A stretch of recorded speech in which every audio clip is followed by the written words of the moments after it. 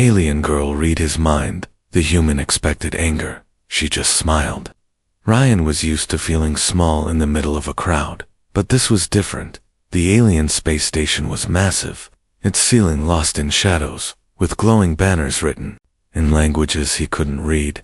Strange smells mixed in the air, sweet smoke, burnt metal, and something sharp like ozone. Creatures of every shape and size passed him, some walking, some floating, some with too many legs. He kept his head down, hands in his jacket pockets, just another human trying to avoid trouble. He had come here only to deliver a package, nothing more. Humans weren't common here, and the fewer eyes on him, the better. But then he felt it, a prickling at the back of his neck, the kind you feel when someone is staring at you. He slowed, his heart thudding. He turned his head, and that's when he saw her. She stood on the far side of the busy corridor, tall and slender, her skin a faint blue that shimmered like water under sunlight. Her silver-white hair glowed faintly, flowing over her shoulders like strands of light, but it was her eyes that caught him deep, metallic silver, and fixed on him with unsettling focus. She didn't blink, didn't look away. The crowd moved around her like she wasn't even there, and then he felt something push into his mind. It was not a voice, not words, but a pressure, like invisible fingers gently pulling at his thoughts. Ryan froze, his breathing quickened. He knew about telepaths, everyone in the galaxy did. People whispered stories about them. Some said they could make you confess your deepest secrets. Others claimed they could crush your will with a thought, and she was clearly one of them, in a rush. His mind flashed with memories he didn't want anyone to see, mistakes, regrets, private moments, things he kept locked away even from himself. He wanted to block her out, to hide, but it felt impossible. Her expression shifted, not anger, not disgust, just interest. Then her lips curved into a small, slow smile. It wasn't the kind of smile that made you relax. It was the kind that made you feel like she knew something you didn't, that she had just seen a secret you didn't even know you had. The noise of the market seemed to fade. Ryan's focus locked on her. His pulse was loud in his ears. She began walking toward him, slow and deliberate, as if she had all the time in the world. Every instinct screamed at him to move, to blend into the crowd and disappear, but his legs didn't listen. He stood rooted in place, like he was caught in a dream he couldn't wake from. When she reached him, she stopped just a meter away, close enough for him to see faint silver lines tracing along her cheeks, markings like delicate lightning scars. Her gaze didn't waver. "You think too much," her voice came, but not through the air. It was in his head, soft yet clear, like the sound of water over smooth stones. Ryan's jaw tightened. He tried to speak, but his voice came out low and tense. "Stay out of my head." Her smile widened slightly. "I already have," she said, "and I found something." He took a step back. "I don't know what you're talking about." "You don't," she agreed, tilting her head, "but you will." There was a certainty in her tone that made him uneasy. He didn't like people knowing things about him before he knew them himself. "I'm leaving," he muttered, turning away. But he only made it 2 steps before she spoke again. "They'll come for you soon, human," she said. "When they do, remember, I am the only one who can keep them from taking what's in your mind." He stopped cold. Her words hit him like a sudden drop in temperature. He looked back at her, searching her face for any hint of a lie, but found none. "Why me?" he asked, his voice barely above a whisper. Instead of answering, she stepped closer. So close he could see tiny flecks of darker silver in her eyes. "Because," she said softly, "it's already begun." A sudden noise cut through the air, a sharp metallic chime echoing through the station's corridors. All around them, certain aliens stiffened, their eyes scanning the crowd like predators catching a scent. The girl glanced over her shoulder, then back at him. Her smile was still there, calm and almost amused, as if danger didn't bother her at all. Ryan's stomach twisted. Something deep inside told him his life had just been pulled into something dangerous, and there was no way out. And the worst part, She seemed to know exactly how it would end. The crowd around them shifted like a restless ocean, but Ryan barely noticed as the alien girl's silver eyes stayed locked on him. She turned and began walking without a word, her glowing hair catching the light from the overhead panels. For a moment he just stood there, fighting the urge to follow.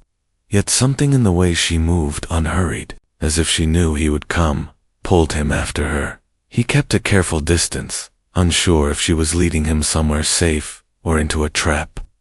The air grew cooler as they moved away from the busy marketplace into narrower corridors lined with metal walls that hummed softly with power. Small maintenance drones skittered along the floor, avoiding her path like she carried some invisible authority. Ryan's mind was spinning.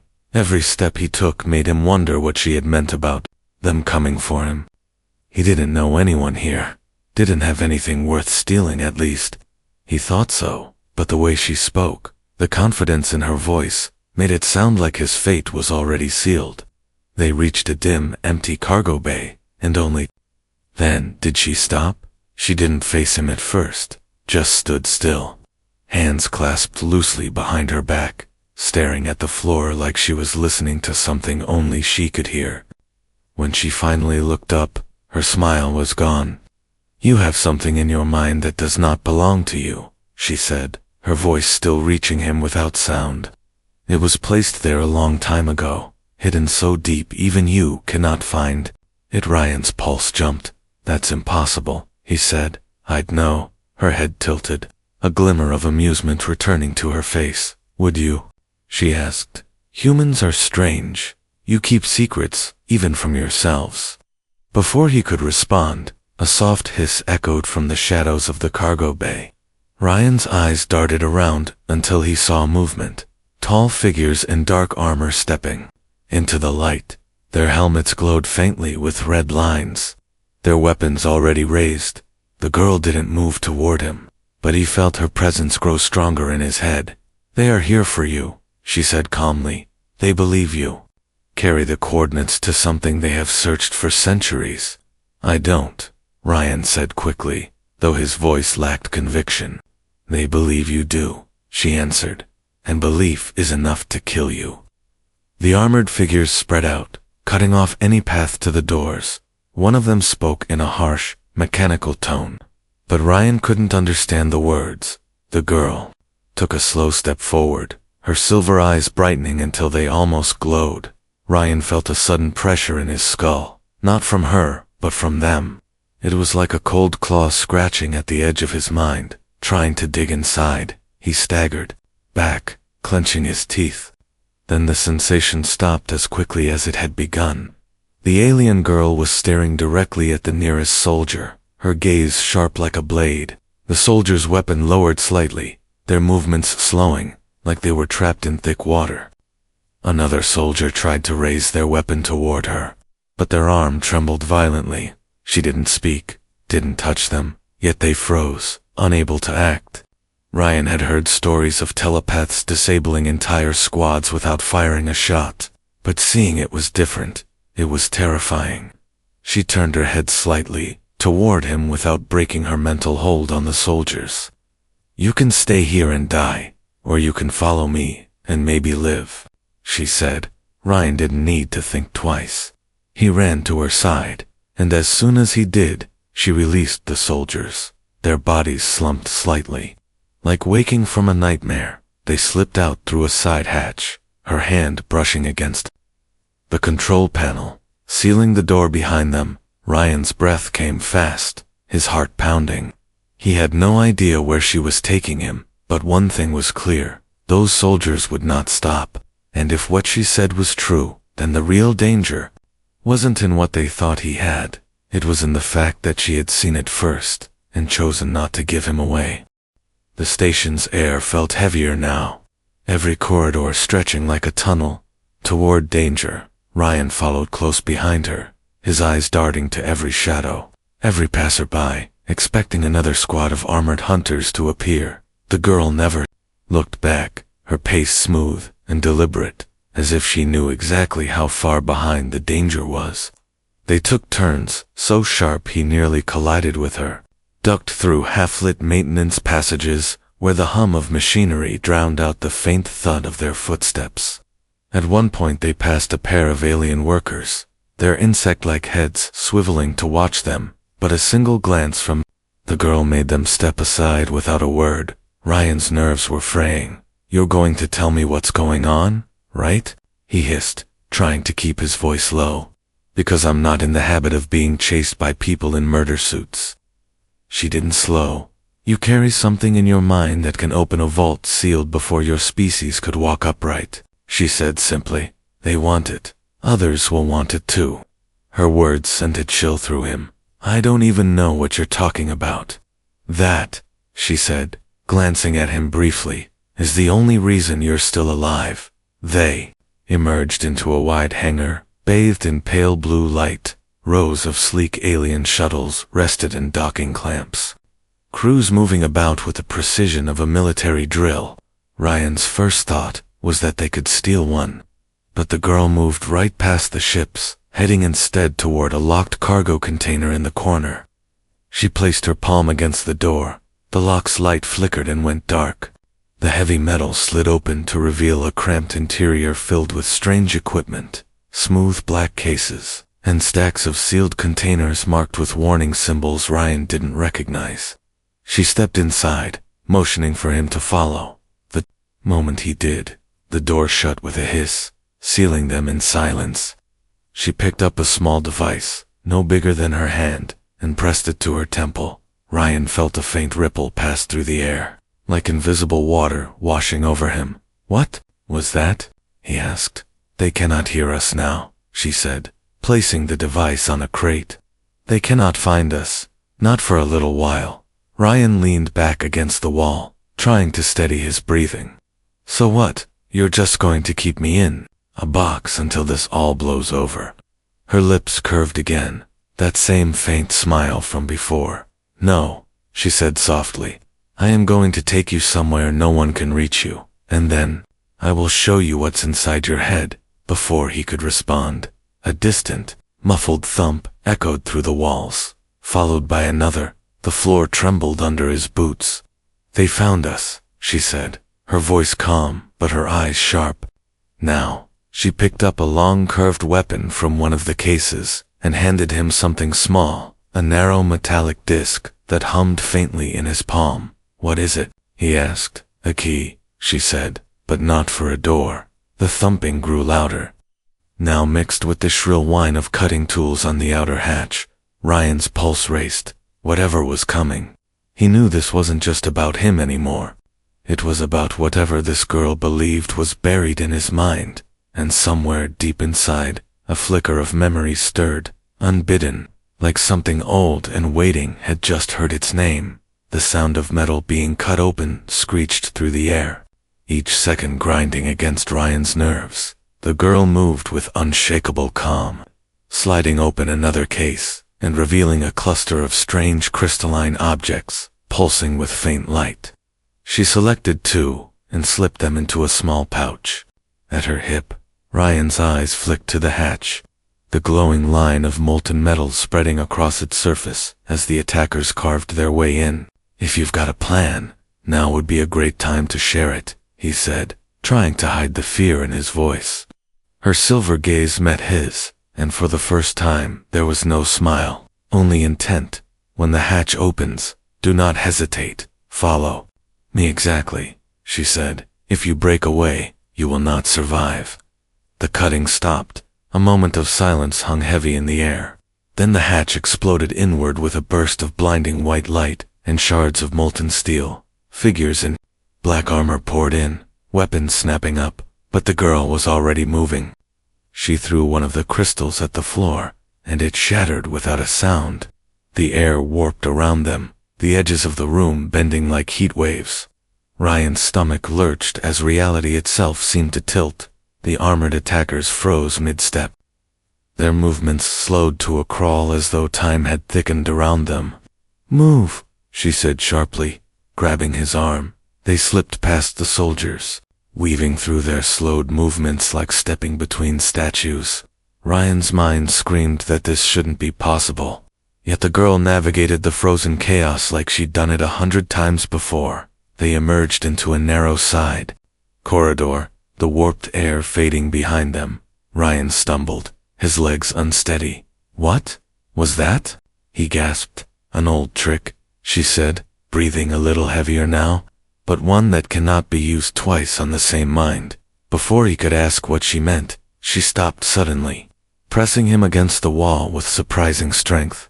A patrol of 3 alien officers marched past, their armor different, ceremonial yet functional, and their faces hidden behind ornate masks. The girl's eyes narrowed, her expression sharpening. "They are not here for you," she whispered. "They are here for me." That truth hit him harder than he expected.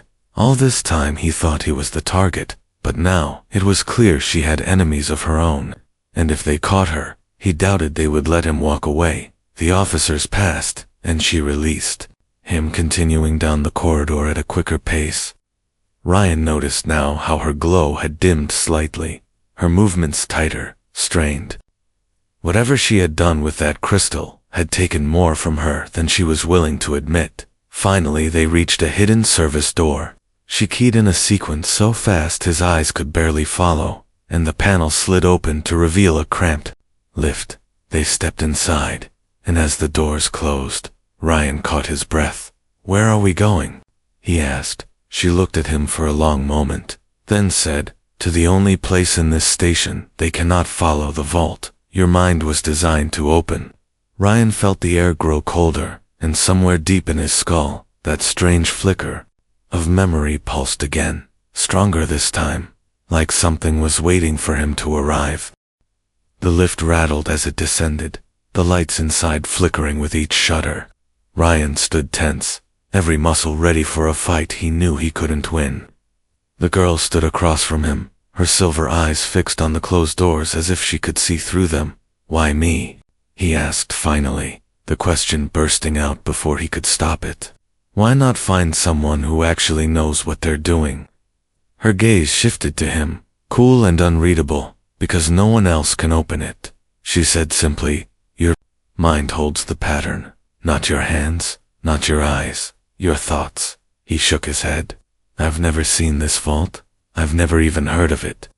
"You've seen it," she said quietly, "just not while you were awake." The lift jolted to a stop, and the doors slid open with a hiss. A wave of cold air washed over them, carrying the scent of metal and dust. The corridor beyond was unlike the rest of the station, darker, quieter, the walls lined with smooth stone rather than steel. Ryan stepped out reluctantly, his boots echoing on the floor. "This doesn't look like part of the station," he murmured. "It isn't," she said. "This was built before the station existed. The station was built around it." They moved deeper, the air growing heavier with each step. Strange symbols carved into the stone seemed to shift when Ryan looked too long. A pressure began to build behind his eyes, like the weight of the place was pushing into him. The girl slowed, watching him closely. "Do you feel it?" she asked. He nodded reluctantly. "It's like something's pulling me forward."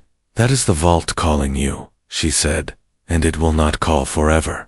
They rounded a corner and came face to face with a massive door, smooth, black, and seamless. No hinges, no handles, only a faint circular pattern at its center that seemed to ripple like liquid. Ryan's stomach twisted, the strange pull in his mind now a steady thrum. "This is where you open it," she said, her voice low. "Not with your hands, but with your thoughts. Let it in, and it will let you through." Before Ryan could respond, a distant rumble shook the walls. Dust drifted down from the ceiling. And then came the sound he dreaded, the heavy, deliberate steps of armored boots approaching from the way they came. "They've found us," he said, heart racing. She didn't move her gaze from the door. "Then you must choose. Open it now, or we both die here." Ryan stared at the black door until his eyes watered, the faint circular pattern at its center, pulsing like a slow heartbeat. The steps behind them grew louder, metal on stone, measured and merciless. The girl's voice brushed his thoughts like cool water. "Calm your breathing. Let the door listen to you. It cannot hear panic." He lifted the narrow metallic disc she had given him. It vibrated softly in his palm, warming as if it were alive. Instinct said press it to his temple, so he did. A thin tone slid into his skull, high and clear, and something inside him aligned. Like gears he never knew he had were finally meeting their teeth. A memory rose, not like a picture, but like a place he had once walked. A rainstorm against a metal roof, the smell of old books, a woman's hand resting on his head. He could not see her face, only her voice came through, gentle and steady. Count with me, little star, slow and even, one for the pulse, one for the breath, one for the silence between them. He counted, and the pattern on the door brightened. He felt not smart, not brave, just connected. The fear did not vanish, but it stepped to the side, making room for focus. The girl moved closer without touching him, her eyes silver and calm. You were made for this, not by blood, by choice. Someone chose you long ago. The marching stopped at the far end of the hall. A harsh voice shouted an order. Boots spread out, weapons primed. The girl did not look away from Ryan. If they fire, the vault will wake fully. If that happens before you answer it, it will defend itself, and we will be caught between the door and a storm. Answer it. How? He whispered, though his lips barely moved. You already are, she said. Listen for the space between the sounds. Speak into that space, not with words, with will. Tell it why you came, not what you want, why you dare to ask. He closed his eyes. The tone from the disc shifted, harmonizing with something deeper. Older, he thought of small things, a promise he once made to a dying man to deliver a package. The way he held on to that promise, because it was simple and clean in a dirty world. He thought of the girl beside him, how she could have handed him over and did not. He thought of the strangers hunting him because they believed the story, and of this door asking him for truth. I came because running breaks people, he thought. I am tired of breaking. If I open you, let it be for mercy, not power. The circle at the door's center rippled like water struck by a single drop. The stone walls hummed, faint at first, then rising into a soft vibration that set dust dancing in the cold air. Lines of hidden script spilled outward from the circle, curling across the surface like living ink. Behind them, a commander barked another order. A bolt of searing light leaped down the hall. The air bent as if it had bones. The bolt struck an invisible curve a meter from Ryan and slid away into the ceiling, bursting in a spray of harmless sparks. The attackers paused, startled. They fired again. Again the vault's unseen skin turned the shots aside, but the deflections drifted closer, as if the door was waking and not yet merciful. Now, the girl breathed. Finish it. Ryan opened his eyes. The door's light reached him like threads. He did not raise his hands. He did not know what to do with them anyway. He simply let the memory woman's voice guide him. One for the pulse, one for the breath, one for the silence. He stepped forward and placed his forehead gently against the cool black surface. The world fell away. He stood on a plain of darkness, full of slow stars, and in front of him was a shape like a seed made of night.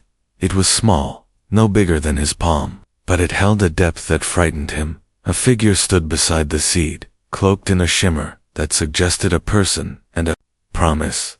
At the same time, you kept the count, the figure said, not with sound, with the certainty of a door that is already opened.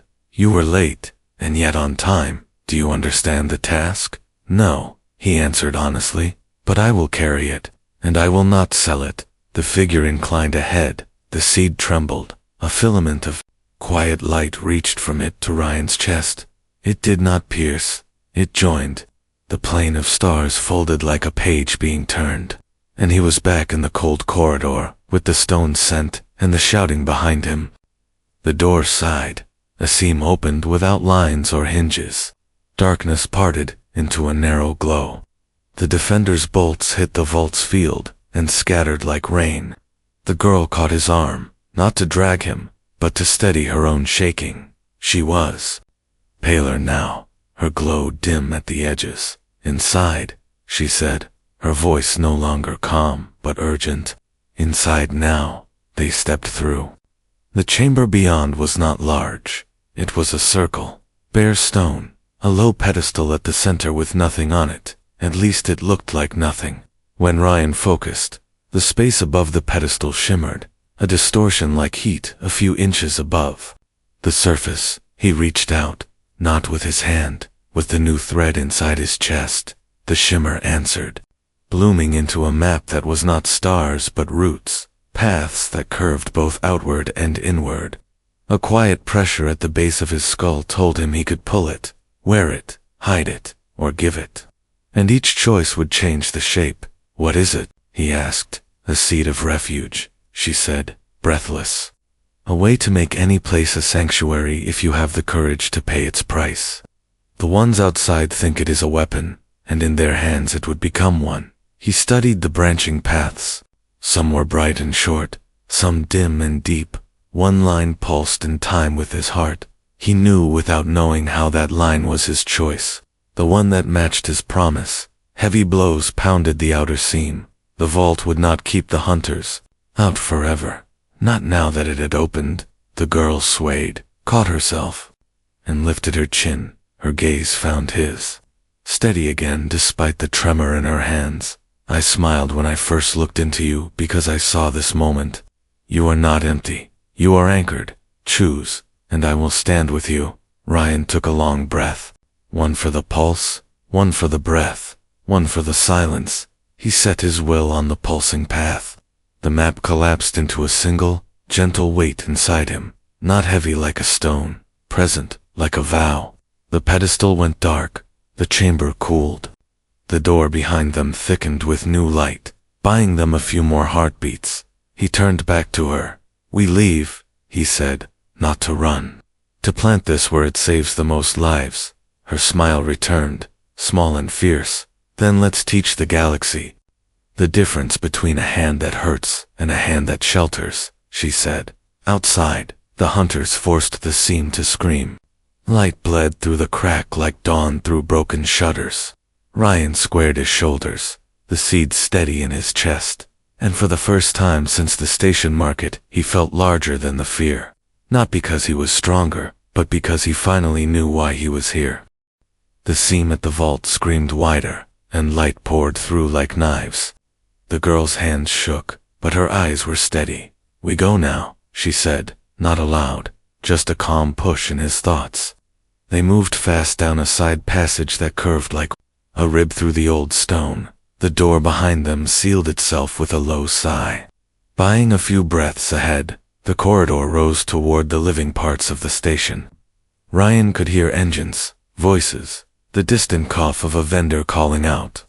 Food, life was close, and so was danger. At the last bend, a shock hit his skull. A cold spike that made his knees dip. He felt another mind scrape for the thread in his chest. Hungry and cruel, the girl stepped in front of him and took the blow. Her glow flickered, her shoulders sagged, and then squared again. "I told you." She breathed into him. "I am the wall between you and the knives." He caught her when she swayed. For a heartbeat he carried her, her weight light but real. Then she pushed off his shoulder and walked on, small tremors still running through her fingers. They burst into a wide concourse filled with travelers, children with bright bags, merchants stacking crates, station guards arguing about permits. Normal life turned toward them like flowers to sudden thunder. The first of the armored hunters spilled out of a service door behind. Helmets turned, red lines flared. Weapons came up in a hard, practiced wave. "If they fire here," Ryan said, the words dry in his mouth. "They will," the girl answered, "unless you choose differently." The seed in his chest beat in time with his heart. He felt its quiet weight, and the map that had folded into a single path. He stepped into the open, raised no weapon, and set his breath to the old count. One for the pulse, one for the breath, one for the silence. He put his palm to the deck, not to press, to promise. The air softened, a circle spread from his hand, like a ripple in clear water. Sound thinned to a gentle hush. The light lost its edges. Weapons that pointed toward the crowd found their triggers stiff, their barrels heavy. Bolts fired by panic drooped into harmless rain and winked out on the floor. People gasped, and then someone cried in relief, a tiny sound that cracked everything inside him open. The hunters tried to push in. Their boots hit the edge of the ripple and slid as if the floor was oil and questions.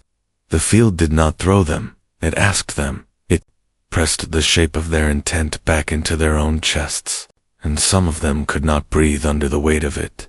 A few tore off their helmets and stumbled backward, choking on what they had brought with them. A commander in black and bone stepped forward, mask carved with teeth that smiled without warmth, hand lifted, voice flat with training and pride. Surrender the artifact, human. Ryan's voice was calm, not because he felt safe, but because the seed made truth sit heavy on his tongue. This is not a weapon, he said. It will not be yours to turn into one. The commander fired anyway. The bolt entered the ripple and unraveled into sparks like wet paper. The crowd drew in closer behind Ryan, not in fear, in understanding. A mother with a child on her hip stepped over the line and stood beside him. A dock worker with oil on his sleeves followed. Then an old vendor with a tray of sweet rolls. The field widened without being told.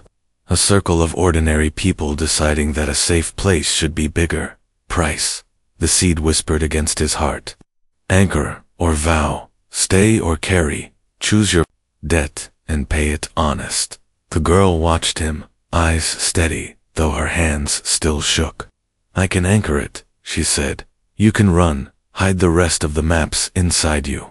Live to plant another day. He looked at the faces around him. The small hands curled in a mother's coat, the old vendor's thin shoulders. The dock worker's cracked nails. Running would save his skin. Staying would save these people today. Carrion would save people he could not see yet. He set his will on the balance and spoke into the silence between sounds. I will carry and I will return. This station will have shelter when it asks. Even if I am far, I will pay in pieces of myself until the debt is clean. The ripple brightened. It routed into the hidden stone like rain into dry earth. A faint mark appeared on the concourse floor, a circle woven of lines that looked like script and riverbeds. The commander felt the door close, not with slam, with certainty, and lowered the weapon because there was no target left, only a place that refused to be a battlefield. Station guards arrived late and confused. They found no dead, only shaken people and hunters who could not seem to remember why killing had felt simple. Papers were checked, orders muttered, threats made and swallowed. The commander's mask tilted toward Ryan one last time. We will meet again, human, he said, and turned away because the field made the words taste like ash in his mouth. When the crowd began to breathe like one creature again, the girl finally let herself sit on a crate. Her glow returned slowly, like dawn, through fog. Ryan crouched in front of her, unsure what to say. That was not foolish. You keep smiling, he said softly, even when everything is breaking. Why? Because I saw this, she answered, not with mystery, just with tired joy. The first time I looked into you, I saw the shape of your choice. Most minds reach for power. Yours reached for shelter. I smiled, because I have been waiting a very long time to find a mind that would not turn the seed into a blade. He thought of the memory woman, the rain on the metal roof, the promise that had felt too small until today. Someone put this in me, he said. Someone chose me. She nodded. A teacher of mine, older than she looked. She planted many keys in many hearts. Most were found by hands that wanted to own, not to keep safe. Yours took the longest to wake, and that is why it worked. Slow roots hold. They stood. The circle on the floor pulsed once, like a heartbeat under stone. People brought water for the girl, and bread for Ryan. Small gifts, but they felt like a ceremony. The dock worker touched the mark with 2 fingers, and whispered a thank you to no one and everyone. We have to move. The girl said, "Not because of fear, because the work is bigger than one station. There are places that need a roof the most." Ryan nodded. The seed rested quiet and warm in his chest, ready to be called, ready to cost him something honest again. He looked back once at the new sanctuary and saw a child step into the circle and laugh at the way her footsteps sounded like soft bells. It was the right sound in the right place. They slipped into the flow of travelers and disappeared the way only two purposeful people can. Not as ghosts, as workers, with a job. A message pinged on a public board as they passed, a colony name he did not know, asking for help after a storm. The girl glanced at him, and the small fierce smile returned. "You choose the road, Ryan," she said, "and I will keep the knives from your mind." He counted under his breath. One for the pulse, one for the breath, one for the silence. He set their path toward the plea on the board, and the station behind them kept breathing easier inside. The circle they left, a quiet place that began with a promise and a smile,